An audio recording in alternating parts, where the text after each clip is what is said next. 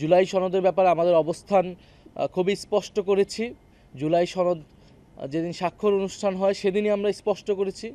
আমরা বলেছি যে জুলাই সনদ বাস্তবায়ন প্রক্রিয়া কিভাবে হবে সেইটা নিশ্চিত না হওয়া পর্যন্ত এই স্বাক্ষর অনুষ্ঠানটা কেবলই আনুষ্ঠানিকতা, কেবলই একটি কাগজে সাইন, যার মূল্য কেবলই কাগজে মূল্য। এবং বাংলাদেশের ইতিহাসে আমরা 90-এর গণ অভ্যুত্থানের পরেও আমরা এরকম ত্রিদলীয় জোটের রূপরেখা দেখেছিলাম, যেটা মূলত ছিল জনগণকে একটা প্রতারণা করা, জনগণকে একটা লোক দেখানো, একটা ঐক্যমত করে ক্ষমতায় যাওয়া এবং ক্ষমতায় গিয়ে এই সংস্কার এবং ঐক্যমতের সব কিছুই ভুলে যাওয়া। ফলে এই ভুল আমরা করব না, 90-এর পুনরাবৃত্তি বাংলাদেশে আমরা হতে দিব না, আমরা এই কথাটি বলেছি। সেই কারণে আমরা সনদ অনুষ্ঠানে স্বাক্ষর করিনি, স্বাক্ষর হওয়া থেকে বিরত থেকেছি। তবে আমরা বলেছি আমরা স্বাক্ষর করতে চাই। এই ঐক্যমত প্রক্রিয়ার শুরু থেকে আমরা ছিলাম। জুলাই গণ অভ্যুত্থানের এক দফার ঘোষণার মধ্যে দিয়ে বাংলাদেশের সংস্কার এবং পরিবর্তনের আলাপটি শুরু হয়েছিল। ফলে এই সংস্কারের পুরো অগ্রযাত্রাতে আমরা ছিলাম বৈষম্যবিরোধী ছাত্র আন্দোলনের ব্যানারে, পরবর্তীতে নাগরিক কমিটি এবং নাগরিক পার্টির ব্যানারে। ফলে অবশ্যই আমরা সংস্কার চাই এবং স্বাক্ষর করার জন্যই আমরা অপেক্ষা করছি।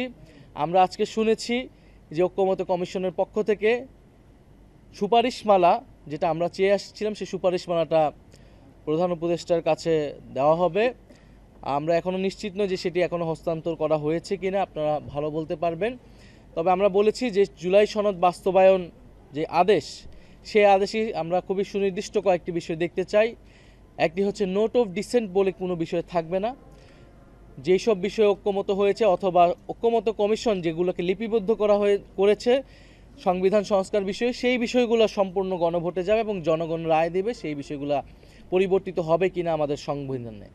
দ্বিতীয়ত আমরা বলেছি যে গণভোটের মাধ্যমে অনুমোদিত হবে এবং এই যে এই আদেশটা হচ্ছে ডক্টর মোহাম্মদ ইউনূস জারি করবেন, ডক্টর মোহাম্মদ ইউনূস কর্তৃক আসবেন। কারণ এই আদেশের বা এই সংস্কারের ভিত্তিটা হচ্ছে জুলাই গণ অভ্যুত্থান এবং জুলাই গণ অভ্যুত্থানের যে জনগণের সার্বভৌম ক্ষমতা। বিদ্যমান সংবিধানের অধীনে এই ধরনের সাংবিধানিক আদেশ দেওয়ার কোনো সুযোগ নাই এবং এই ধরনের সাংবিধানিক আদেশ বর্তমান যে প্রেসিডেন্ট আছেন চুপ্পু, তিনি কখনো এটা দিতে পারেন না। তার দেওয়াটা বৈধ হবে না, জনগণের কাছে বিশ্বাসযোগ্য, গ্রহণযোগ্য হবে না। ফলে ডক্টর মোহাম্মদ ইউনূস জুলাই গণ অভ্যুত্থানের বৈধতার জায়গা থেকে এই আদেশটি জারি করবেন এবং গণভোট হওয়ার পরে পরবর্তী যে সংসদ, সেটা একটা সংস্কার পরিষদ হওয়ার কথা, যেটা সবাই ঐক্যমত হয়েছে এবং যেখানে সংস্কারকৃত 2026 সংবিধান নামে এই সকল পরিবর্তিত বিষয়গুলো সন্নিবিষ্ট হবে।